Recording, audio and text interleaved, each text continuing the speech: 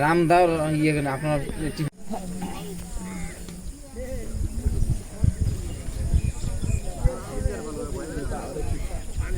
5/2025 ভোর রাত 4 ঘটিকার সময় ভারতের নাগরিক তারা স্থায়ীভাবে আসামের বাসিন্দা।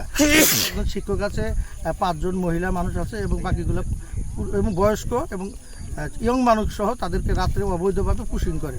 এখানে বাংলাদেশে প্রবেশ করানোর পর বাংলাদেশের বিডিআররা তাদেরকে ফেরত দেওয়ার জন্য লঞ্চে নিয়ে যায়। সেখানে তারা অবস্থান করতেছে, কিন্তু তাদের সাথে কথা বলে জানা গেল তারা অরিজিনালি ভারতের বাসিন্দা এবং আসামে তারা থাকে, তাদের নাগরিকত্ব আছে, তাদেরকেও অবৈধভাবে বাংলাদেশে মানে অনুপ্রবেশ করেছে। আর আদিপুরুষ আমরা ইন্ডিয়ারই মানুষ, ওদেরকে নিয়ে যাও, ওদিকে টানে নিয়ে যাও, ওদিকে সরা। আদিপুরুষ আমরা ইন্ডিয়ার মানুষ, ওদিকে যান। আমাকে এখানে সমস্ত আছে, বাড়িঘর আছে, মাটি বাড়ি আছে, হ্যাঁ, কোনো অসুবিধা নেই। আমার মা ওয়ার্ড মেম্বারে পাস করছে, আমার ভাইয়ে ওয়ার্ড মেম্বারের মধ্যে পাস করছে, এটিরও ইয়ে আছে।